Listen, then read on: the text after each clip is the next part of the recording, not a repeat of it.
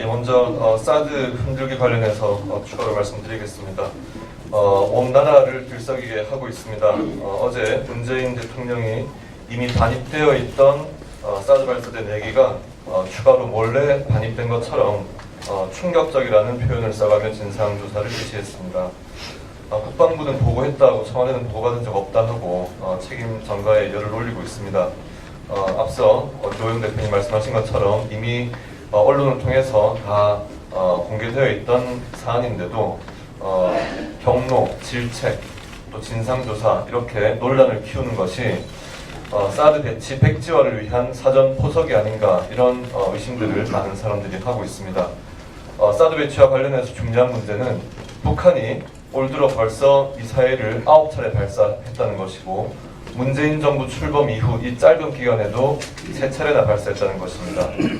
개성공단 확대 재개 공약이나 또 민간단체 남북 접촉 승인 등 일련의 남북 화해 제스처가 북한의 핵과 미사일에는 아무런 효과를 보이지 못하고 있습니다.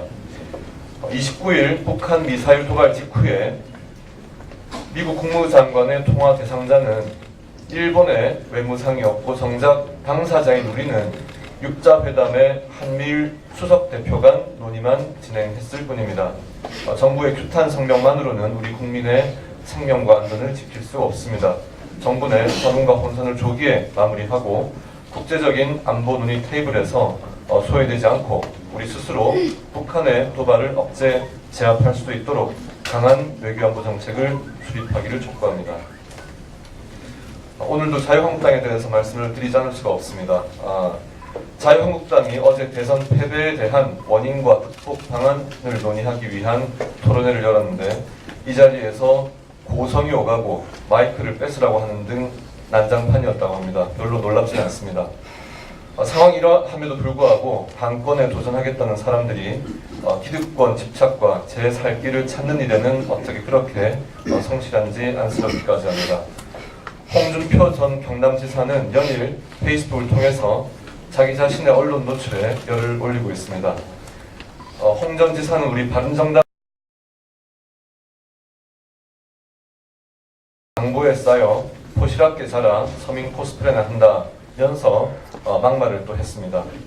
이 정도면 불안감이나 초조감에서 오는 히스테리가 위험 단계에 접어들었다고 해야 할 것입니다.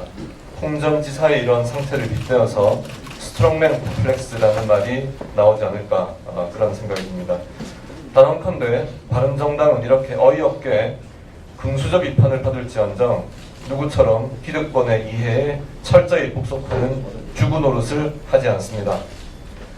자유한국당의 또 다른 당권 주자는 한 언론 인터뷰를 통해서 대선에서 24%를 얻은 것은 진흙 속에서 연꽃을 피운 것이 아닌가 한다. 보수 대통합을 위해서는 바른정당과의 통합이라는 표현은 그렇고 다시 흡수를 해야 하지 않겠나 하는 망언 수준의 이야기를 했습니다. 망해가는 집에서 누가 누굴 흡수한다는 건지 이런 상황 인식이 더욱더 놀랍습니다. 2011년 2월에 노키아의 휴대전화 사업이 망해가던 시점에 당시에 노키아의 CEO를 하고 있던 사람이 이런 말을 했습니다. 불타는 플랫폼에서 살아남는 유일한 방법은 뛰어내리는 것이다. 이때 불타는 플랫폼이라는 것은 해상 석유 채굴 플랜트를 이야기합니다. 그래서 해상에서 불타는 플랫폼 위에 있을 때 거기에 그냥 서 있는 것은 확실한 죽음을 맞이하는 것이고 그래도 무엇인가 살아보려는 노력을 하려면 차가운 바닷속으로 뛰어내려야 한다. 이런 뜻이었습니다. 지금 자유한국당은 불타는 플랫폼입니다. 거기에서 살아남는 방법을 강구하는 유일한 방법은 뛰어내리는 것입니다.